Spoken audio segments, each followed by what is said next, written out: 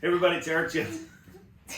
And I'm Hannah Bocut. We are with the Utah Home Guide team over at Berkshire Hathaway, and we are sharing some stats with you for Salt Lake County, and then wanted to discuss something really fun and exciting, right? Yeah, pricing. Pricing of your home. Pricing your house. So in September 2020, there were just over 1,900 homes reported sold on the MLS. This year, we're down quite a bit, just over 1,500. So sales are actually down a little bit. So that's kind of good. It's less Kinda of a good. frenzy. We'll see. Yeah. Right now, it's getting better for buyers. We don't think prices are going down, but there are more price drops than there were. So I think also interest rates have gone up a little bit, so that Yeah. will probably help stabilize.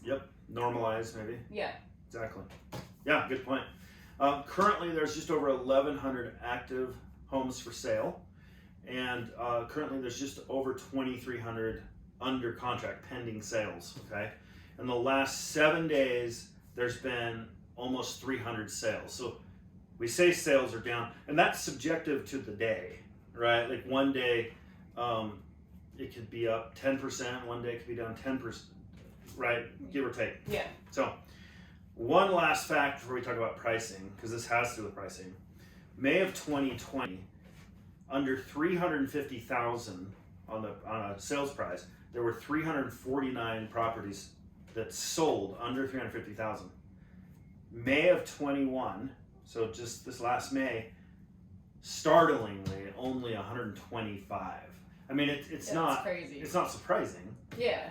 No, it's It's not. just kind of like, wow. If you could tell the future and say, man, I better buy 10 homes under 350 because next year they're going to be worth 500. ish, right? Yeah. It's crazy. Yeah. So, love to tell the future. Can't. So, Hannah, let's talk about pricing. Yeah, pricing. So I know this is probably, groundbreaking to everyone, but you can either price your home at market value, Mm-hmm.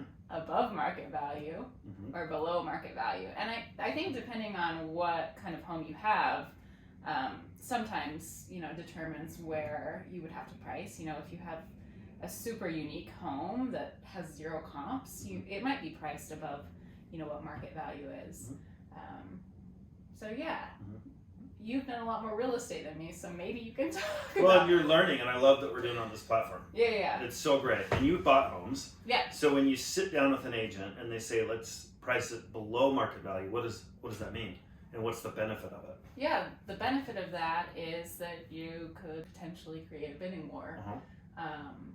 But that also, to me, creates a frenzy for buyers, which is really stressful. Having been a buyer, you hate being in that situation. Less straightforward. Yeah, and I think as a seller, it wouldn't be my strategy to want to put buyers in that situation either. Right.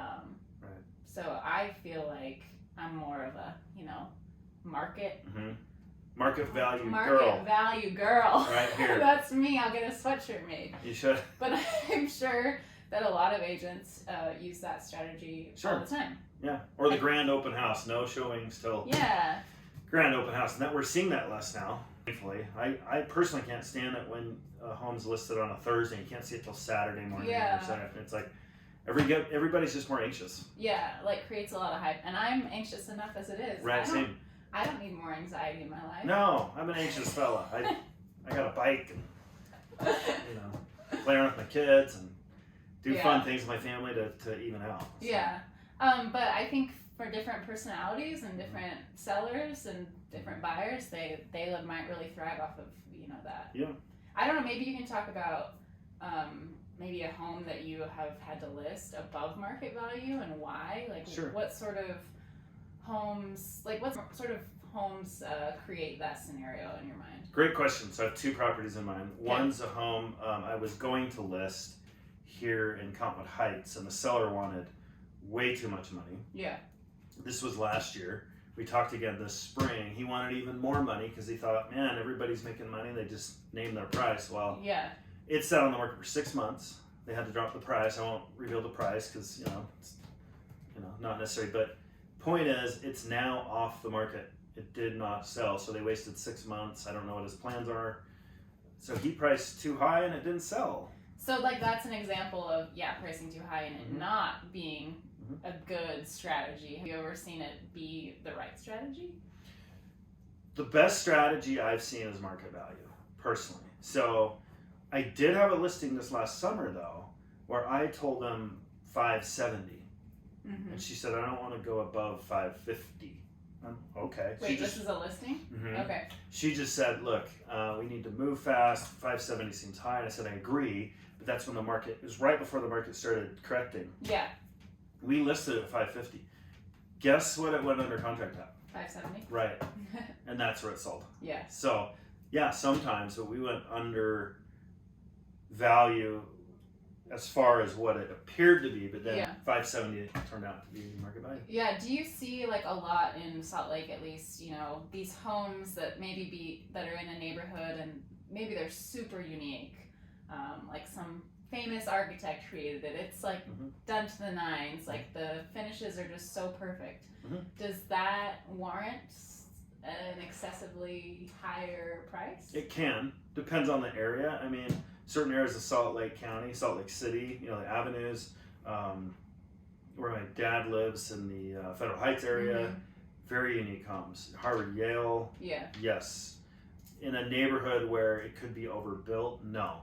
yeah. So it depends on the neighborhood. Okay, cool. So, hey, reach Maybe out next to us. time we can talk about overbuilding. Let's talk about overbuilding. I love that. Yeah. I think that's a great idea. We Because I feel like I see a lot of that. in a certain on a street where Yeah. it's yeah. Yeah, for sure. I totally agree. And you're like, what were they thinking? Yeah. So, anything else? No, sorry. Great. Okay. So happy to have you here. Cool.